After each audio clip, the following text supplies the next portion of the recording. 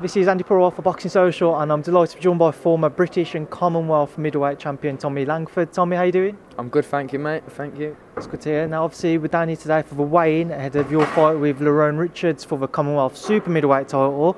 Just talk to me about this fight and why you've opted to step up a weight division now. To be honest, obviously I had the losses at middleweight for with Wellborn, which whether you think you have or not is another story. But like I think it was always coming. To be honest with you, looking back, I've probably been a super middleweight, crunching down to middleweight for like a good couple of years now. It was killing me, and I didn't realise how much it was killing me till I made a decision to step up and to be a super middleweight, and I feel all the more better for it.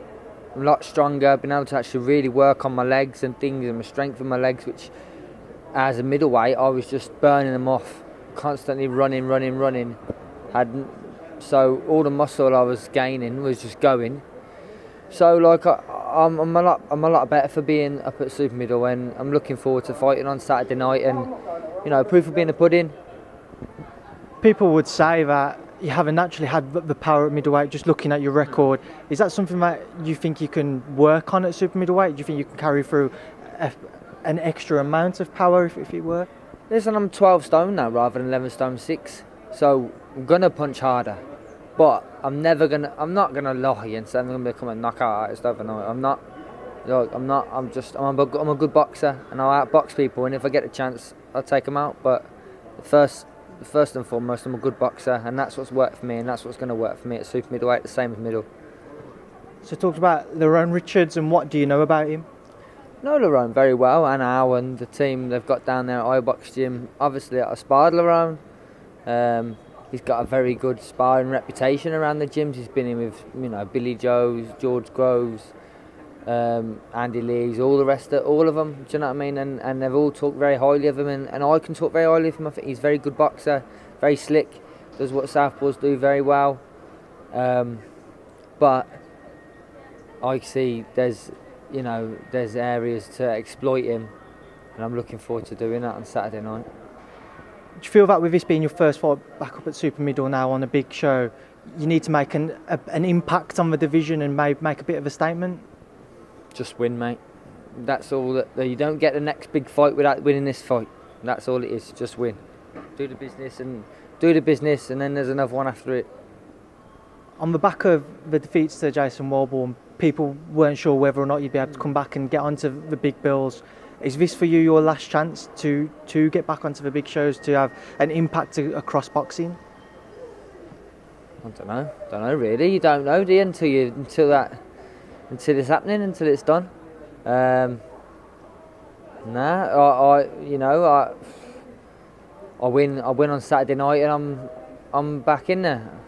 That I ain't fought anything other than a win, and I know I can win. And I know I've got the best trainer in the business when it comes down to southpaw. We breed them at Hall Green. We know exactly how to make good southpaws, so we know how to beat good southpaws. And so I've got the best trainer in Tom Chaney for the job on Saturday. And I know exactly what I've got to do, and I'm very, very confident of doing it. Very confident of exploiting that plan. So I'll be winning. So no, I'm back up here then, ain't I? You would have had time as well to reflect on the fights with Jason Wellborn. What have you learned about yourself since then? I'll have a fight. I'll have a fight with anybody when I think as well this opportunity came because it is an opportunity. It's a big chance for me to get back up there, and I thought I'd have to wait a lot longer to get this chance because I can't think that I'm the most desirable fighter to fight. But the fights with Jason, one thing proved that Tommy Langford, he comes out, he turns up, he has a fight regardless. He has a fight, and he'll be in there to perform and to leave it all in there. And so, I don't think I learned anything new about myself. I knew I had the balls in there to fight like that, and to come back and to climb off the ground and climb off the floor and fight back and all the rest of it. I knew I had that in me. I've known it, and my team have known it all along. So it's not that's not a surprise to me. But I think it showed the rest of the boxing world, and it showed the public, and I think I got a lot of fans out of it, even though I lost. Where can the career of Tommy Langford go with a victory on Saturday night? Listen, mate, win on Saturday night, and there's just another fight down the line, another big fight down there. So we'll see. And the other big news last week, Jerome Miller failed his drugs tests for 3 separate drugs, EPO, HGH and Endurable. What was your reaction to it when you heard the news? But they're all on it, ain't they? That's my reaction. Look, I think the top 10 of the heavyweights have all been testing positive. I'm not saying it's just a heavyweight problem. I think it's a problem throughout boxing. I think it needs to be hammered down on more. We've got the biggest contract in world boxing, signing Canelo to Dazan. He tested positive for Purewal in a training camp for the Golovkin. And I mean, what does that tell you? That's not a punishment, is it? That's a reward. I mean, you can't go into it too much when you're a fighter yourself.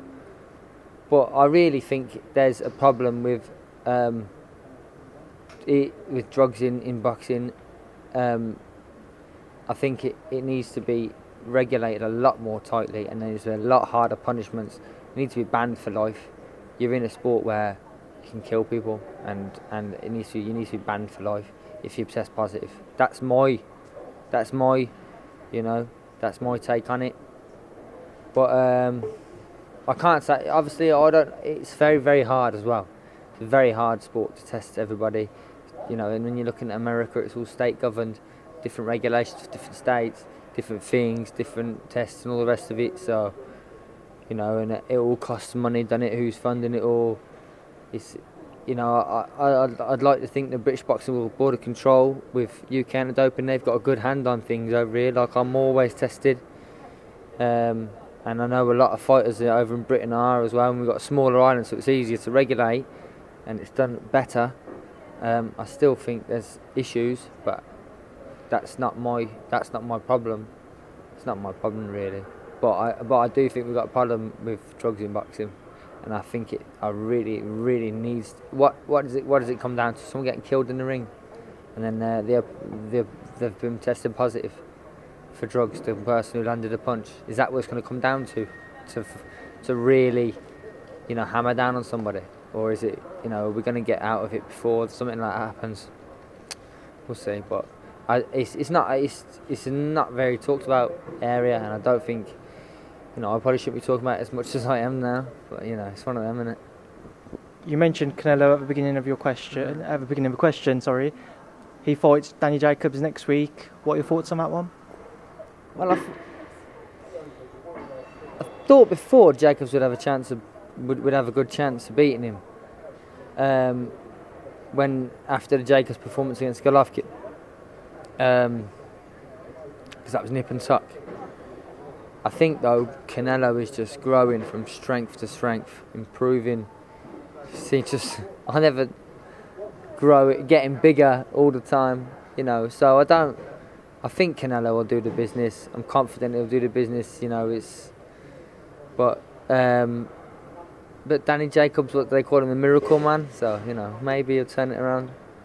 Well, Tommy Langford, I appreciate your time. I know you're going to shoot off now, so thank you for speaking to Boxing Social. No problem, mate. Nice one.